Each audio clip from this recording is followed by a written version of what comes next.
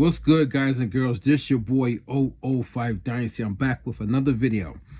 So I'm doing some research and I don't quite have all of the information in my head to say it to you directly right now. But I'm doing research and I'm figuring out something about the MPC units. It's not specifically the MPC XL unit. It's pretty much all of them in general and what they do. So I think I might want to turn this into like a real video, like one of the professional videos I usually do, that I used to do in the past, was I show you charts and diagrams and things of that nature. Because there's a lot of talk about the MPC right now, right? MPC XL, MPC Live Mark III, Next Gen, etc., etc., etc. I've been talking a lot about it. Other people are talking about it. But what I'm finding is that a lot of people have information, but everybody's information is scattered. And it's not one cohesive, just collage, one article, just one core foundation of what the MPCs actually do. And I did the research and I found out diagrams and the functions of it. Now, the only problem I have with myself with this video is that I'm rushing it out to you guys because I'm excited to tell you that I found some information. So I can't tell you everything, like the every word, break down every word, and, you know what I'm saying, the terminology and so forth. But I want to start. I just want to start off with a little something. What they're saying is that the MPC units are designed to do a certain function, right? But the very first instance of dealing with an MPC unit comes before the sound enters it.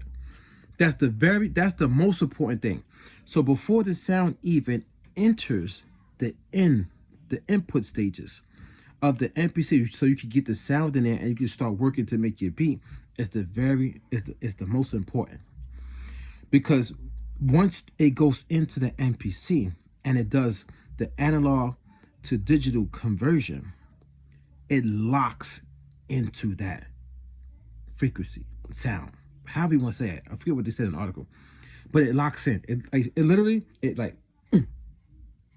That's it.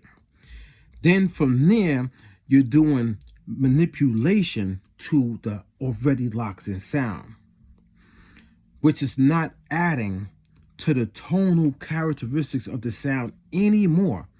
It has already turned from an analog voltage signal, It turned from an analog voltage signal into a digital signal that's locked. And the digital signal is mathematics, meaning it's all about binary code and stuff like that, right? Numbers, right? Calculations.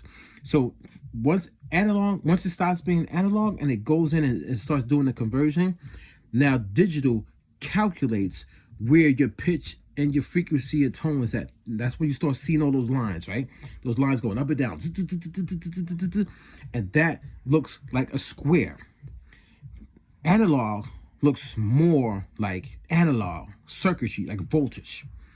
Digital is calculation and looks more like squares. Like, you know what I'm saying? It goes up and then a line comes down like this. But the key characteristics of what I'm saying here is the first original sound before it enters into that conversion where it locks has to be good. That's the reason why people are saying that they would like something that's better on the input, like a preamp that would take, you know what I'm saying, line level signals, like, you know what I'm saying, all the different signals that could go through a preamp, like your synth keyboards or a microphone, things of that nature, so that before it goes into the AD conversion, it gets more character, more warmth, more tonality, more depth, thickness, fuller. And that's what we're saying about the color of your sound, the characteristics of your sound, so that it's not being flat. So a lot of points I gotta make. That when it's digital, it's already flat. Digital signal is a flat sound. You're not changing the harmonic tone of it. Even when you go out the back of your MPC and resample it back in, that is a second stage of analog analog on top of a digital signal. That's not changing the original foundation signal. If you get what I'm saying. So if you got a digital signal inside of a digital box and you go out and you add analog on top of it, it is going to change it's going to change the fundamentals of the sound, but it's not going to enhance the original locked in sound. It's just stacking on top of it. It's not technically reintroducing frequencies that was skipped on the input stage. It's not doing that. So technically you're changing the sound. Technically you're not even dealing with the first original sound anymore. I mean, the article goes into depth with that. So that could be a whole nother topic, but I'm going to keep it on one topic. I'm gonna do my research and I'm gonna get a video together that's really breaking this down for you guys. But let's go back to the first original stage. The first original stage, that's why they tell you, get a good sound source of your music before it enters. Meaning, get a keyboard workstation that has a sound engine that sounds really good. So from that keyboard workstation, when you press the keys on it and you got the wires going out the back, going into the input stage of the digital device, the digital sequencer sampler, doing the AD conversion, then it's going to convert into that locked sound at a good sound starting, which was the foundation that you wanted to begin with. You understand what I'm saying? Then you're going to start doing what you do with it, and then if you want to go to more outboard gear, you can. That's just going from the keyboard to the MPC. But remember, when you take the keyboard sound and you go out the back, you're basically you're not changing the original foundation sound. You're like kind of adding on top of that, which is altering the original sound. It's not really helping that original sound. You got to help the original sound on the input stage before it actually even gets into the MPC. Which brings me to this. A lot of the content creators have been telling fibs and stories and lies for 10, 15, 20, 30, however long YouTube has been around, and these people have been making these videos. A lot of them have been lying to you guys. They've been telling you something like, oh, I'm going to use the analog heat this way. And I've been tricked in that too. I think I'm bringing the characteristics and the fundamentals back into the sound. But meanwhile, I'm just layering analog over the top of a already locked digital signal. That's crazy when I think about that. So the way you're supposed to record music is you're supposed to do your effects first. And I'm not talking about digital. I'm not saying go from your keyboard that has the analog outs, it has the sound engine, the keyboard workstations. It sends that voltage signal out, and then you go into a digital box, a digital, some type of digital delay or something like that, and then send that digital delay into the MPC. Well, you already did a digital conversion because they already converted that voltage signal into digital, so that now that device can handle it, and then from there it's just going to go out and go into the MPC. So now it's digital conversion back into another. It's a digital conversion going into an analog out of that delay, right? And then from that delay, it's going to go into the digital conversion again, analog to digital conversion again, in the inputs of the MPC, and now it's locked in. But that sound is not analog all the way through into the MPC. That's analog, digital conversion, which can bring its own characteristics and might be a style that you might want to do. But if you want a pure, thick, full body sound without digital interference, which turns the waveforms into that square, you know what I'm saying? You might want to do analog all the way through until you get into the MPC, which does that digital conversion. Meaning, you would literally take your keyboard and you would go out the back, go into a preamp, analog preamp, give it that analog warmth, grit, texture. The EQ is on there, get a little boost, and then from there you can go into the MPC, and now you got first of all, you got a great sound from the keyboard, but then you got a great sound from the preamp before it does the analog to digital conversion.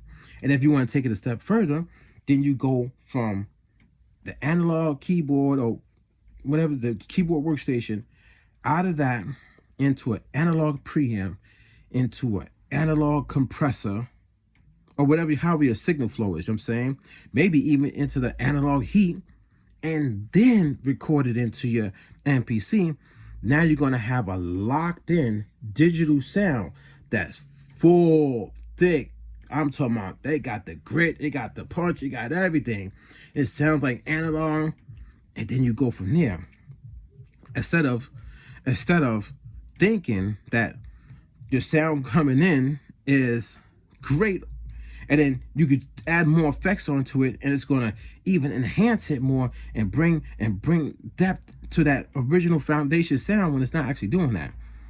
So that's what I'm trying to say, guys. I'm learning so much that now I'm learning that the gear that a lot of the gear that I purchased in the past, I did not purchase with intent, because I didn't even know the device that I was even working with. That's what I'm trying to say. You need to master your device.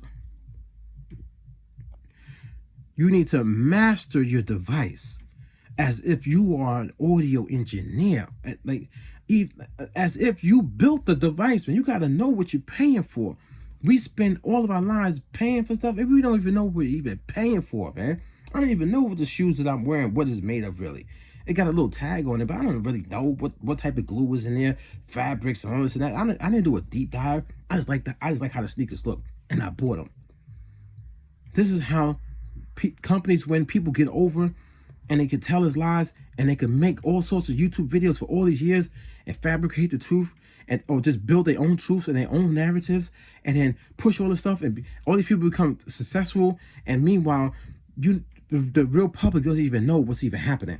They think they know. Everybody got all this information. Everybody's saying this, and it's so much information, but nobody's really getting down to the nitty gritty and finding out what does the actual MPC units do, and why do we use them?